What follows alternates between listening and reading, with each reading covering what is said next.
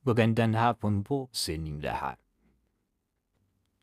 Ating pagtikayan ang panahon ng Kwaresma. Ito ay isang malalim na 40 araw na panahon ng pagbininay, pagsisisi, at espiritual na paghahanda patungo sa Pasko ng pagkabuhay. Habang ang buong panahon ito ay nakatuon sa paglalakbay ni Kristo patungo sa krus.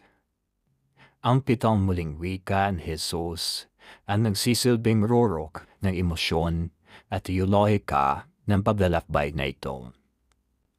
Ang mga salitang ito ay pitong maiging parirala o pangungusap na naitala sa 4 na ebanghelyo na binigkas ni Jesus noong siya ay pinako sa krus. Ang mga ito ay hindi lamang sa historical na tala. Ang mga ito ay tinuturing na huling pamana ni Jesus. Isang gabay ng pagpapatawan, pagkatao, at ganap na pagtitiwala sa Diyos.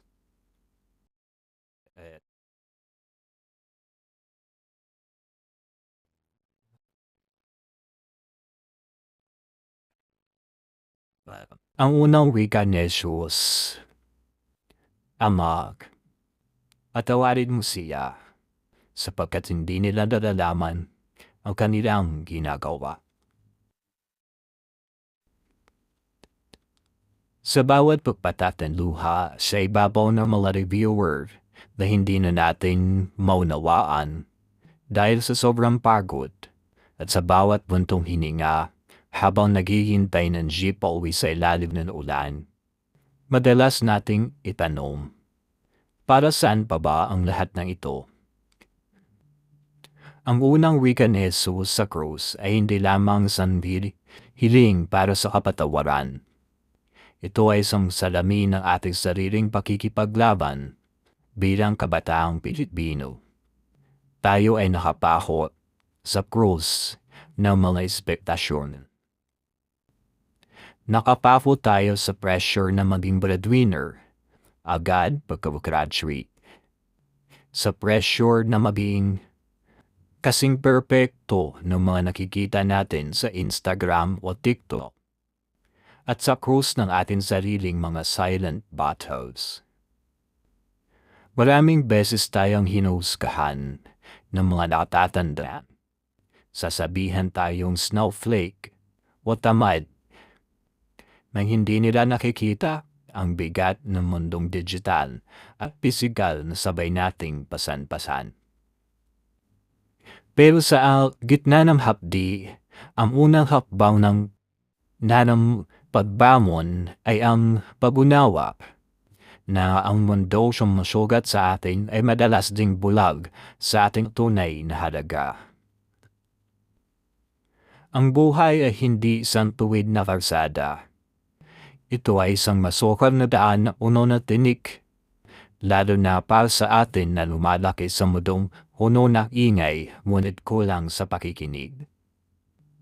Marami sa inyo ngayon ang dumaranas ng paghating hindi ninyo masabi kahit sa sariling magulang dahil baka sabihin lang na nag-i-inafte kayo. Iyong pakiramdam na kahit anong all-nighter ang gawin mo sa pag-aaral, parang laging kulang ng sapat.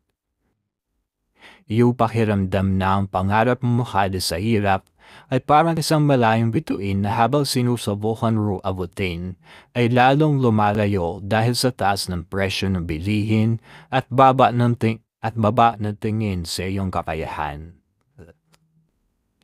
Ngunit kapatid, pakinggan mo ito. Ang mga sugat na tinatamo mo ngayon, ang pagkapagod sa OJT, ang rejection sa unang trabaho, ang sakit na malamig na pakikitungo ng pamilya, ang siyang magiging mapa ng iyong tagumpay. Ang bawat pagkabigo ay hindi isang tuldok kundi isang kuwit. Huwag mong ikahiya ang iyong mga mental breakdowns dahil ang pag-amin na ikaw ay pagod ay patunay na ikaw ay lumalaban na higit pa sa iyong makakaya. Sa usaping tagumpay, Madalas tayong maligaw sa tislap ng material na bagay. Akalain natin, success na pagkakaroon ng pinakabagong iPhone o ang pagiging sikat.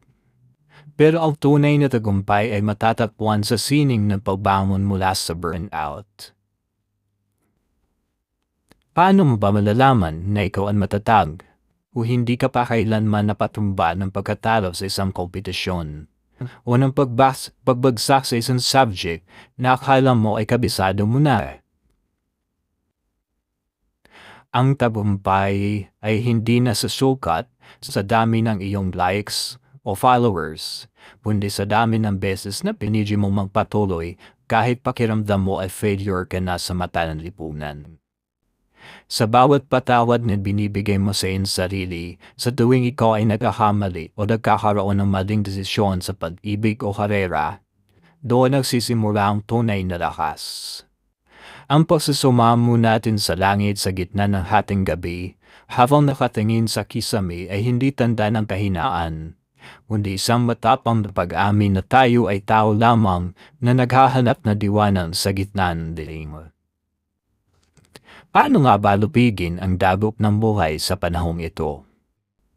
Sa pamamagitan ng pagyakap sa iyong sariling timeline, huwag kang mabulag sa kinan ng tagumpay ng iyong mga kabatchmate na parang nabot na ang lahat habang ikaw ay nagsisimula pa lamang. Ang iyong laban ay at ang panahon ay darating din sa paraang hindi mo inaasahan. Ang spicy na bahagi ng buhay ay ang mga pagkakataong akala mo ay katapusan na. Yung panahong wala ka ng pamasahe, yung panahong iniwan ka ng tao akala mo ay kasama mo habang buhay.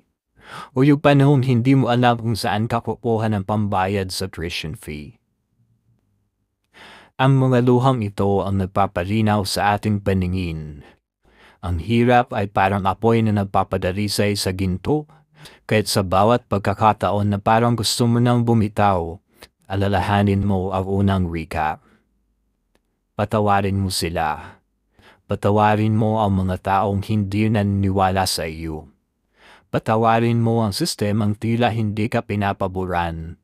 At higit sa lahat, patawarin mo ang iyong sarili sa hindi pagiging perfecto. Bumangon tayo, kabataang Pilipino. Hindi ka nilikha para lang maging biktima ng iyong tadhana. Nilikha ka para may arkitekto na iyong kinabukasan. Nilikha ka para maging arkitekto na iyong habdaan. Failure attends na ayang habdan lamang patungo sa mas mataas na antas ng iyong pagkatao. Huwag mong hayaang nakawin ng pighati ang iyong kakayahan mangarap ng bisin. Ang pighati ay pansamantala, ngunit ang karakter na nabubuo sa loob mo ay panghabang buhay. Kapag malaya na ang iyong puso sa pait na nakaraan at sa inggit sa kasalukuyan, doon ka magkakaroon ng puwang para sa tunay na tagumpay na may kasamang kapayapaan. Sa huli, tandaan mo na ang krus na pasan mo ngayon ay hindi dulo ng iyong kwento. Tulad ni Kristo, ang bawat pagkamatay ng ating mga maling hangarin ay nagbibigay daan sa isang mas maluwalhating muling pagkabuhay. Hindi ka mag-isa sa iyong pighati, kaysa mo ang bawat kabataang Pilipino na nangangarap din sa ilalim ng parehong danig. Gawin mong gasolina ang bawat sana at bakit para paandarin ang iyong determinasyon. Balang araw, ikaw naman ang tatayo sa entablado ng buhay, hindi para ipakita ang iyong mga medalya, kundi para ipakita ang iyong mga peklat at sabihin, dahil hindi ako sumuko, narito ako.